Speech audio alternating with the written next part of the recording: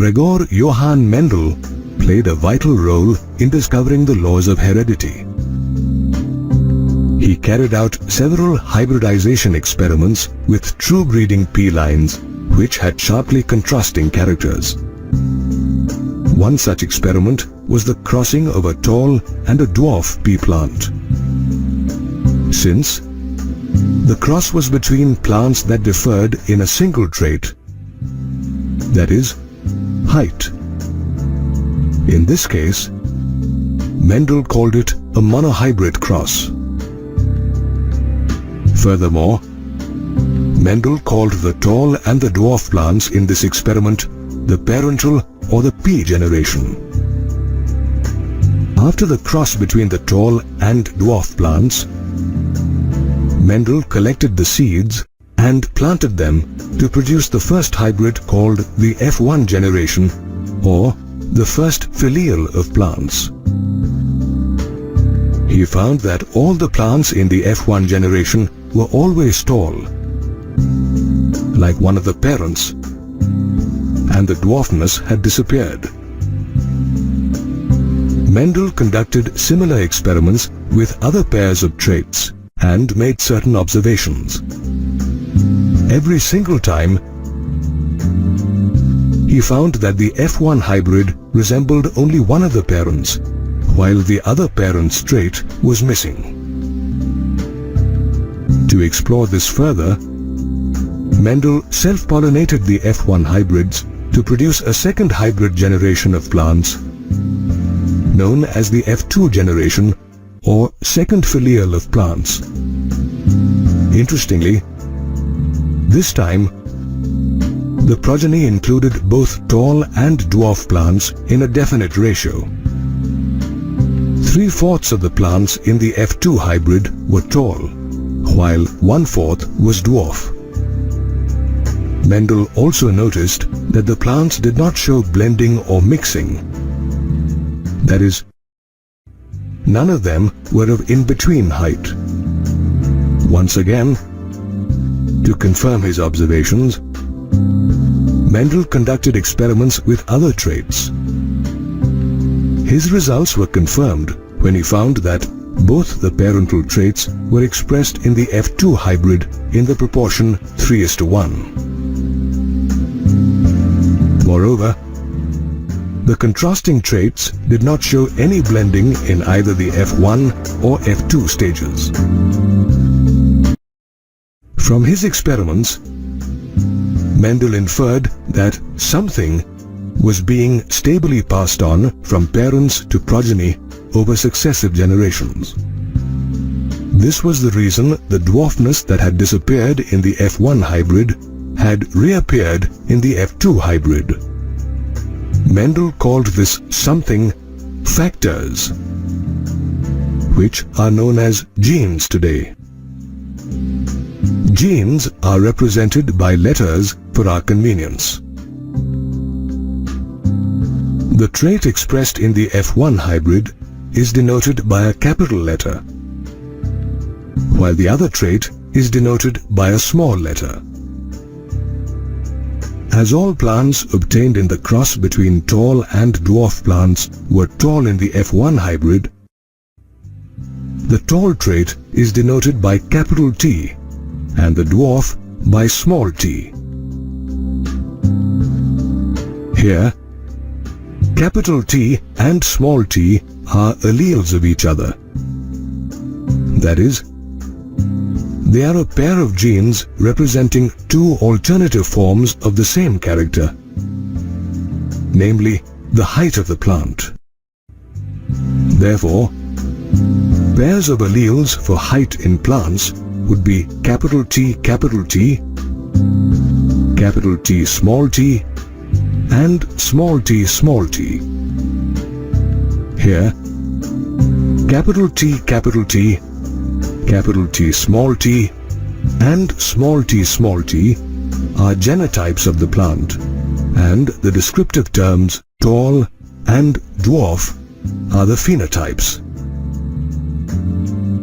The alleles in the genotype capital T, and small t are similar or homozygous, while the alleles in the genotype T small t are dissimilar or heterozygous. Moreover, Mendel also called the character that expresses itself in the F1 hybrid dominant, and the one that failed to express itself recessive. Therefore, through his experiments with tall and short pea plants, Mendel found that the character of tallness was more potent over the character of dwarfness in the F1 hybrid, and that both tallness and dwarfness appeared in a 3:1 ratio in the F2 hybrid. Mendel called this the law of dominance. The law states that in a monohybrid pure line cross between parents with contrasting traits, only one form of the trait, that is, the dominant form, appears in the F1 generation, and both forms appear in a ratio of 3:1 in the F2 generation. Also, from his experiments, Mendel observed that the recessive parental trait was expressed without any blending in the F2 hybrid. After verifying the results of the crossings, it was found that the segregation of alleles is a random process, and the chances of a gamete containing either allele is 50%. This is known as the law of segregation, and it states that alleles do not show any blending, but instead segregate from each other during gamete formation into different gametes. Both the characters governed by these alleles are recovered in the F2 generation, though one of the characters is not displayed in the F1 generation. A diagram that is very useful in predicting the outcome of a particular cross or breeding experiment is Punnett square, which was devised by British geneticist Reginald C. Punnett. Punnett square is a graphical representation that helps calculate the probability of all possible genotypes of the progeny in a genetic cross. Let's take a look at how Mendel's experiments are denoted using the Punnett square. In the F1 generation, Mendel crossed homozygous dominant T parent with a homozygous recessive t parent. The gametes produced by the parents are written on two sides of the square, and the T progeny produced by the fertilization of the gametes is written within the square. Though the genotype of the F1 hybrid is T, its phenotypic character is tall. Plants of the genotype T produced by the F1 hybrid are then self-pollinated to produce gametes of the genotype T and t in equal proportion. From the square, you can easily see that the pollen grains of genotype T have a 50% chance of pollinating the eggs of the genotype T as well as t during fertilization. Similarly, pollen grains of genotype t have a 50% chance of pollinating eggs of genotype T as well as t during fertilization.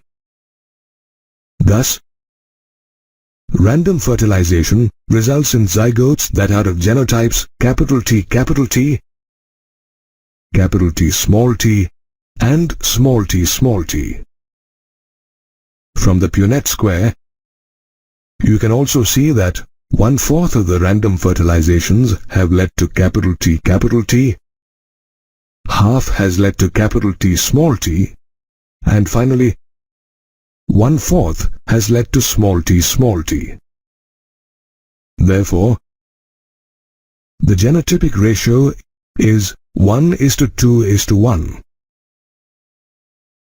And as 3/4 of the plants are tall and 1/4 dwarf, the phenotypic ratio is 3:1. The ratio 1:2:1 or 1/4:1/2:1/4 of capital T is to capital T small t is to small t is condensable to a binomial expression of the form ax plus by the whole square. The expression has the gametes bearing the genes capital T or small t in equal frequency of 1/2. This expression can be expanded as shown. Thus, we can calculate genotypic ratios using mathematical probability. However, by just looking at the phenotype of a plant, it is not possible to predict its genotype.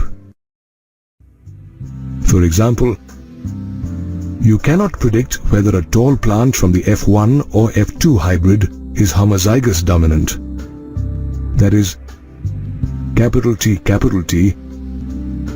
or is heterozygous dominant, that is, capital T, small t. Therefore, a test cross or a cross between individuals of the F1 generation with a homozygous recessive parent is carried out to determine whether the genotype of the individual in question is homozygous dominant or heterozygous dominant. Thus, through his monohybrid cross experiments, Mendel proposed the laws of dominance and segregation. This is little Sam. Can you see his face is swollen? Moreover, his eyes are slanting and bulging, and he has a small mouth with a protruding tongue. These are a few symptoms of a chromosomal disorder known as Down's syndrome. Normal human beings have 46 chromosomes arranged in 23 pairs. However, even a slight variation from this pattern causes abnormalities or disorders. Chromosomal disorders are caused either due to changes in chromosomal number or changes in chromosomal structure.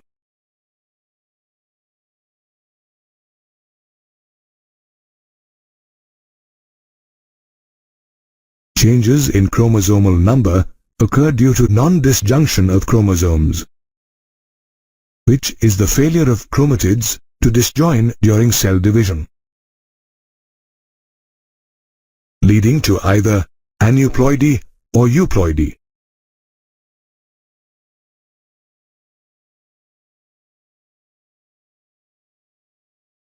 Aneuploidy is a condition where one or more chromosomes are either gained or lost. Aneuploidy is of two types: trisomy and monosomy. A normal diploid individual has 2n number of chromosomes. However, when an extra chromosome is added, the condition is known as trisomy, that is, a 2n plus 1 condition. On the other hand, when a chromosome is lost or when a chromosome of any pair is absent, the condition is known as monosomy, that is, a 2n minus 1 condition.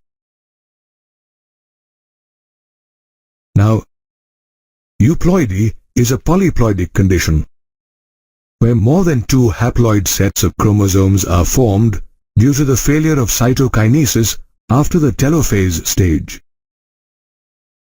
Depending on the number of chromosomal sets added, euploidy can be triploidy or a 3n condition, tetraploidy or a 4n condition, pentaploidy or a 5n condition, and so on. Let's now take a look at some chromosomal disorders that occur due to changes in chromosomal number. Down's syndrome, or trisomy 21, is caused due to the presence of an extra copy of the 21st chromosome. It was Dr. Langdon Down, a British doctor, who first described this disorder, and hence the name Down's syndrome. The symptoms are a swollen face, bulging and slanting eyes, a small mouth, and a protruding and furrowed tongue. Some other common symptoms of this disorder are short stature, small round head, a broad palm with a single crease, and retarded physical, psychomotor, and mental development. Another disorder caused by changes in chromosomal number is Klinefelter's syndrome. It is a condition where males have an additional X chromosome, which results in a karyotype of 47, that is, XXY. Klinefelter's syndrome is also known as XXY syndrome and is named after Dr. Harry Klinefelter, who was the first to describe the disorder. It is one of the most common sex chromosome disorders in males and shows symptoms such as poor beard growth, narrow shoulders, gynecomastia or breast development, and underdeveloped testis. Moreover, such males are sterile. Yet another disorder due to changes in chromosomal number is Turner's syndrome, where one of the X chromosomes is absent in females. Chromosomes in these females will be 45 with XO. The syndrome is named after Henry Hubert Turner, an endocrinologist who first described it. Females with this syndrome show symptoms like a webbed neck, constriction of the aorta, poor breast development, underdeveloped ovaries, and short stature. Moreover, such females are usually sterile and have health problems like diabetes, hearing and vision problems, and hypothyroidism.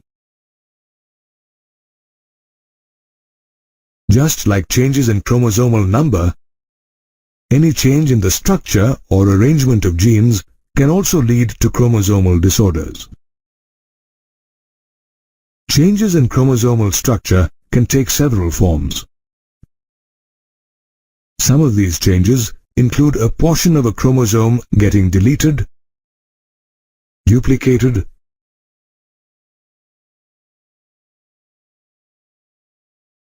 or transferred to another chromosome.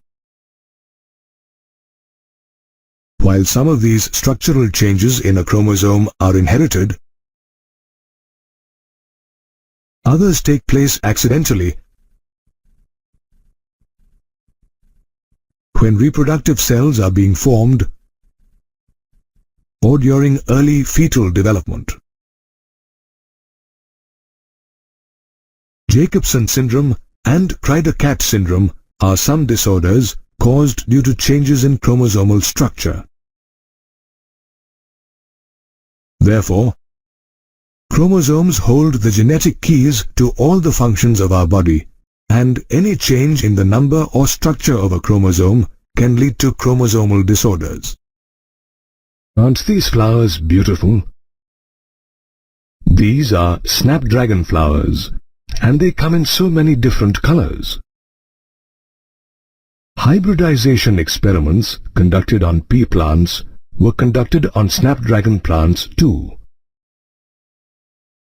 Apart from snapdragon plants, experiments were conducted on birds like pigeons and poultry, and on several animals like mice, rabbits, cats, guinea pigs, and even man. However, it was discovered that the law of dominance didn't hold true in all cases. That is, Mendel's laws were not universal in occurrence. To understand this better, let's further study the experiment conducted on the snapdragon plants. When a true breeding or a pure line red-flowered snapdragon with genotype R was crossed with a true breeding white-flowered snapdragon with genotype r, the results were quite different from what was seen in the case of the pea plants. The flowers of the F1 hybrid were pink, and the genotype was R. That is, the F1 hybrid flowers had a phenotype that resembled neither of the parents, but was in between the two. Now, the flowers of the F1 hybrid were self-pollinated, and the genotypic ratios obtained in the F2 hybrid were 1:2:1, the same result obtained by Mendel in his experiments on peas. However, the phenotypic ratios obtained in the snapdragon plant, as you can see, is also 1:2:1, which is different from the ratio 3:1 dominant is to recessive ratio in the pea plant. So, in the case of incomplete dominance, both genotypic and phenotypic ratios are the same. That is, 1:2:1. Thus, when a dominant allele does not completely mask the phenotypic expression of the recessive allele in a heterozygote, a blending of both dominant and recessive traits takes place in the F1 and F2 heterozygotes. This phenomenon is called incomplete dominance. This is why the phenotypic ratios obtained in the experiment on snapdragon plants different from those in the pea plants. It is the gene for flower color that controls the amount of pigment in petals. Each allele is a code for a trait, that is, specific amount of pigment.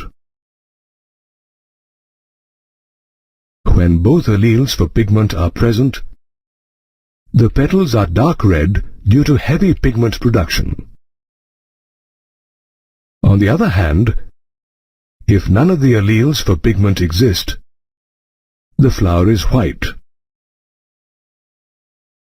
However, when only one of the alleles is present, only half the pigment is produced, creating a pink shade.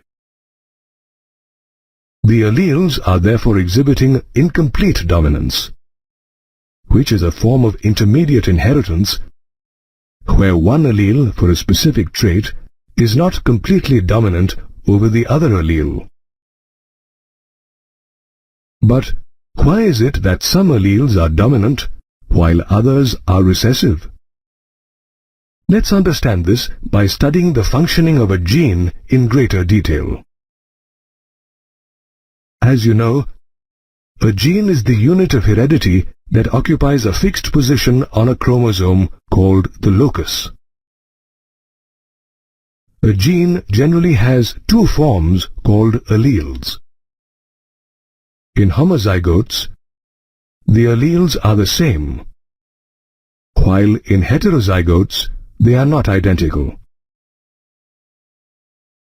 An allele may be different due to certain changes it has undergone, which modify the information contained by that particular allele.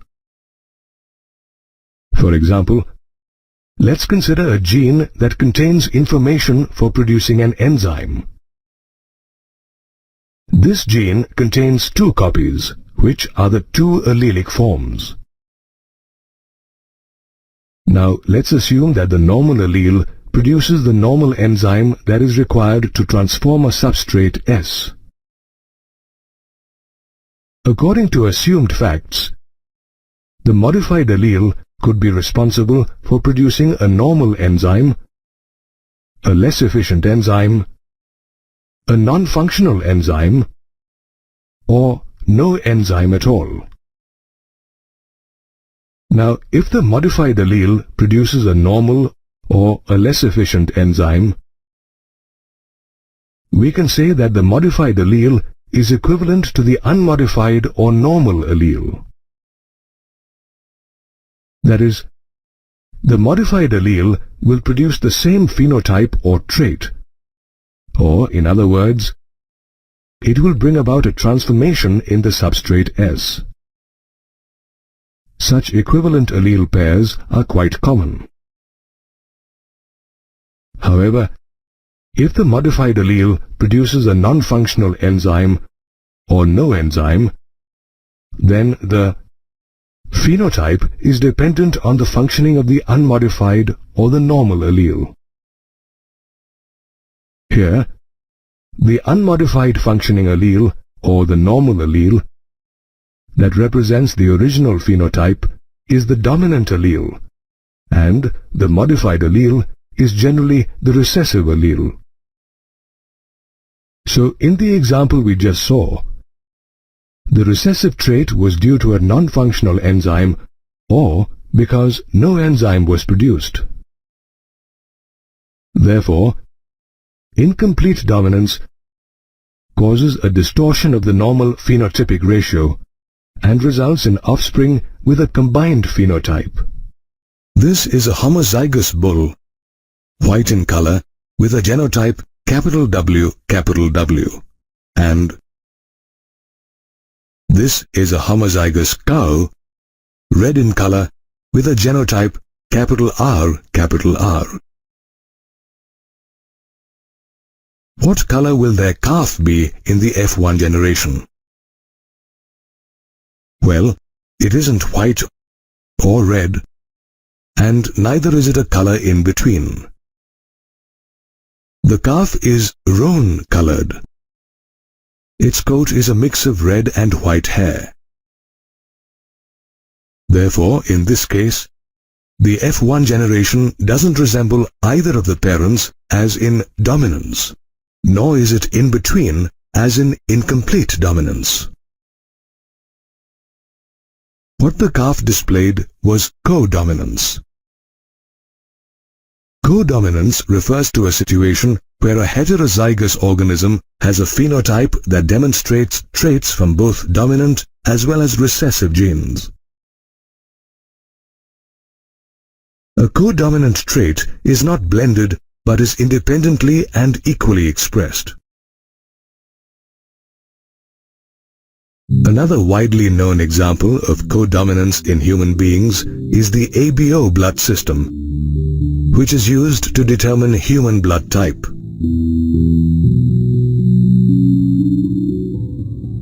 The plasma membrane of the red blood cells, or the RBCs, present in human blood, has sugar polymers that protrude from its surface. It is these sugar polymers that determine the specificity of the major blood types. For example, the difference between blood types A and B lie in a single sugar unit that protrudes from the end of a carbohydrate chain of a glycoprotein or glycolipid on the plasma membrane of an RBC. It is the gene I that is responsible for determining the type of sugar produced by the RBCs. This gene has three different alleles, namely IA, IB, and small I. Of these, alleles IA and IB produce sugars that are slightly different from each other. while the allele small I doesn't produce any sugar. Here, the alleles capital IA and capital IB are completely dominant over allele small I. Now, human beings are diploid organisms and hence possess only 2 of the 3 alleles or the gene I. Consequently, as you can see, there are 6 possible combinations of alleles. Therefore, if the allele from one of the parents is capital IA and from the other is small I, only capital IA is expressed in the offspring, as small I does not produce any sugar. In this case, the RBCs have only type A sugar in them, and the genotype of the offspring is capital IA small I, and the phenotype or the blood group is A. Similarly, when the allele from one of the parents is capital IB and from the other is small I, only capital IB is expressed in the offspring, as the RBCs have only type B sugar in them. In this case, the genotype is capital IB small I, and the phenotype is B. However, when the allele from one parent is capital IA and from the other is capital IB, both the alleles express their own types of sugar in the offspring due to codominance. In this case, the RBCs have both A and B types of sugars in them, and the genotype of the offspring is capital IA, capital IB, and the phenotype or the blood group is AB. Now, if the alleles from both parents are capital IA, once again the RBCs have only type A sugar in them, and therefore the offspring has a genotype capital IA, capital IA, and phenotype A. Likewise, if the alleles from both parents are capital IB, the RBCs have only type B sugar, and so the offspring has a genotype capital IB, capital IB, and phenotype B. However, if the alleles from both parents are small I, the RBCs have no sugar in them, and so the genotype of the offspring is small I, and the phenotype is O. Therefore, as there are 3 different types of alleles, there are 6 possible genotypes and 4 different blood groups or phenotypes that exist. Apart from being a good example for codominance, the ABO blood grouping system is also an ideal example of multiple alleles.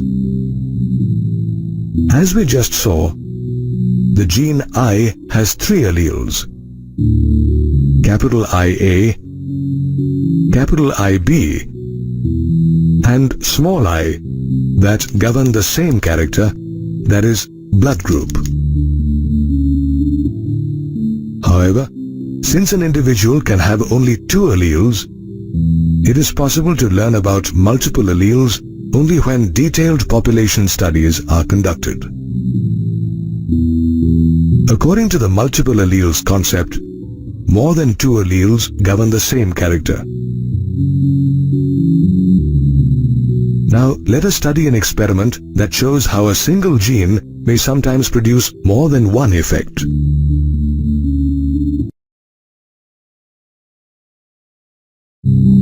Pea seeds have a single gene with 2 alleles, capital B and small b, that control starch synthesis in them. In the experiment conducted, effective starch synthesis was seen in capital B homozygotes, and the seeds produced were large or had a large amount of starch in them. Moreover, the pea seeds were round. On the other hand, small b homozygotes were not very efficient at synthesizing starch, and so the pea seeds produced were small or had less starch in them. Also, the seeds were wrinkled. Moreover, in the experiment conducted, the seeds or the starch grains produced by heterozygotes B were of intermediate size but were round. Now, in this experiment, if we consider the starch size as the phenotype, then the alleles are displaying incomplete dominance. On the other hand, if we consider the shape of the seed as the phenotype, then the alleles are displaying dominance, as the seeds were round like one of the parents. Hence, the experiment shows that dominance is not an autonomous feature of a gene or gene product. Therefore, dominance, incomplete dominance, or codominance depends on gene product and the production of a particular phenotype from this product.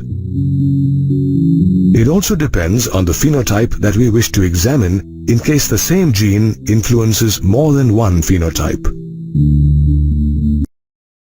Did you know that Gregor Mendel cultivated and tested about 29,000 pea plants between 1856 and 1863? One such test was the crossing of pea plants with yellow and round seeds and those with green and wrinkled seeds.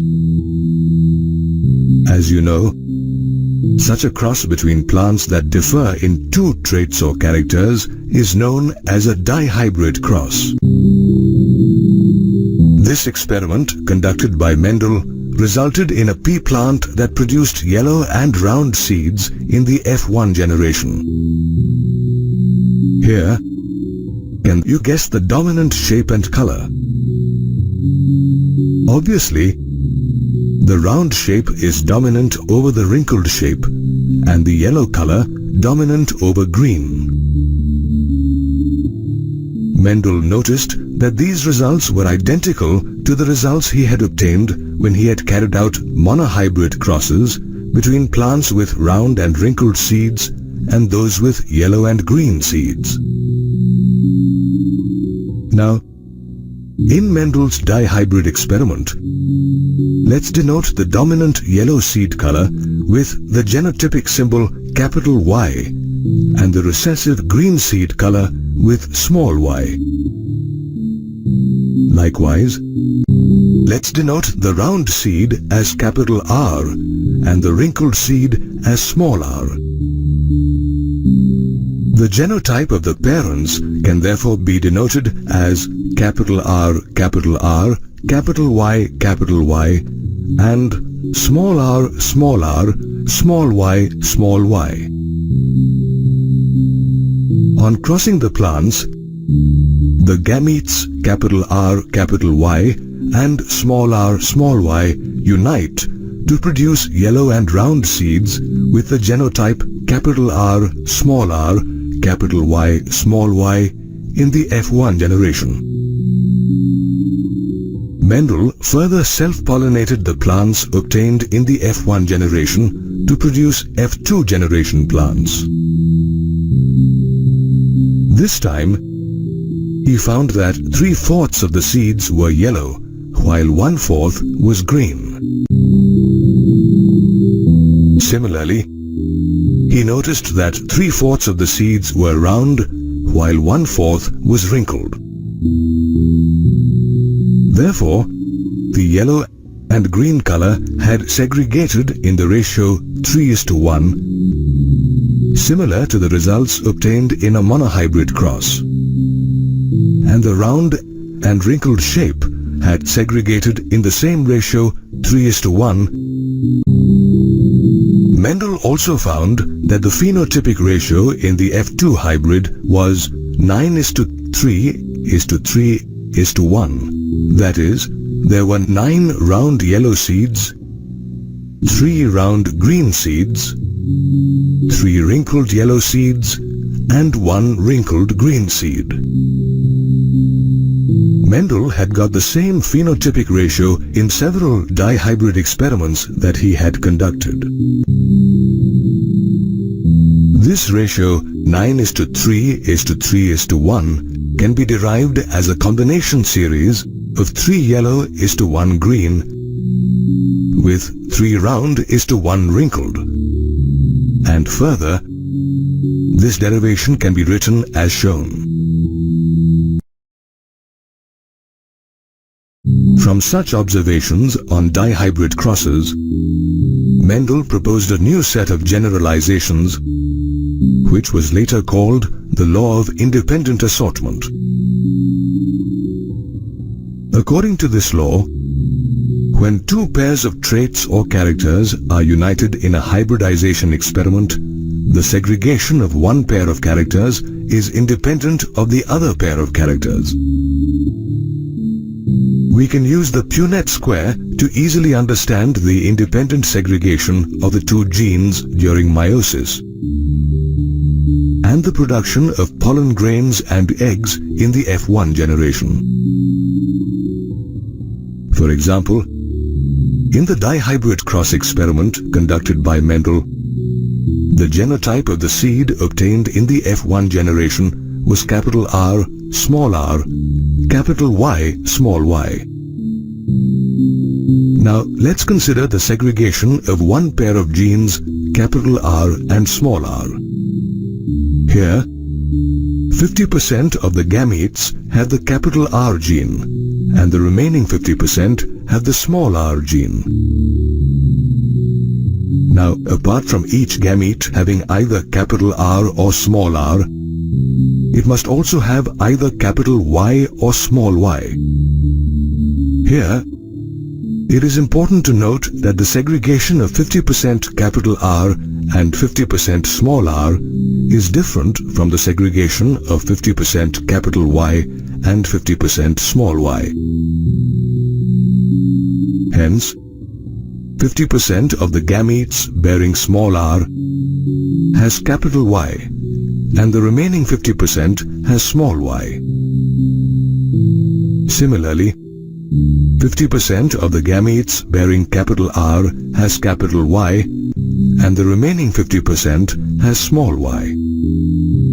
Therefore, the genotypes of the gametes are of 4 types, namely capital R, capital Y, capital R, small y, small r, capital Y, and small r, small y. In other words, there are 4 types of eggs and 4 types of pollen.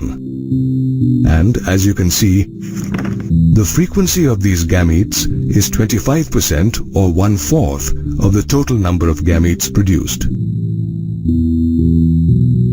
Now, the allelic composition of the zygotes of the F2 plants can be easily obtained using the Punnett square as shown.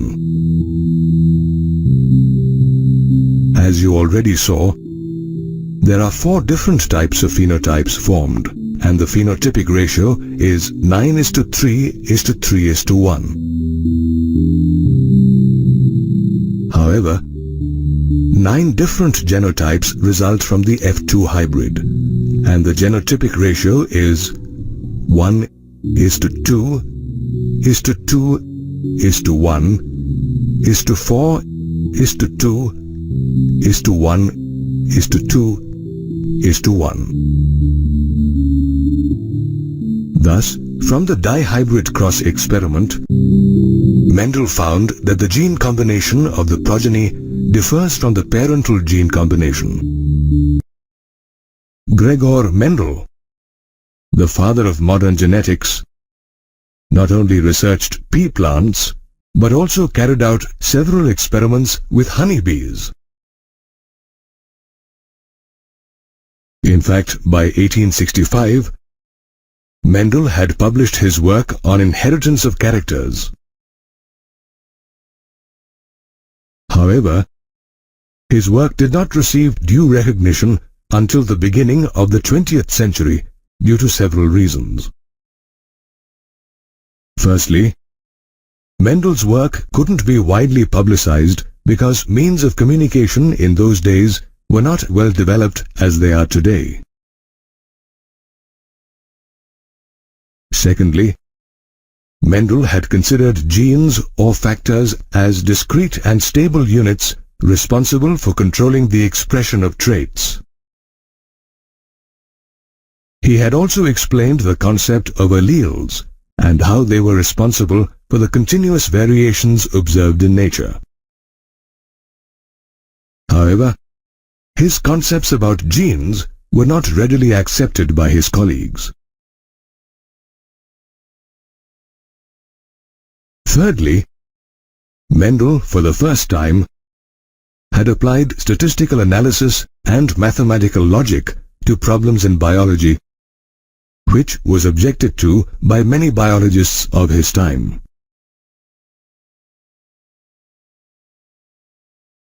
Finally, Mendel could neither explain what genes were made of, nor could he provide any physical proof of their existence.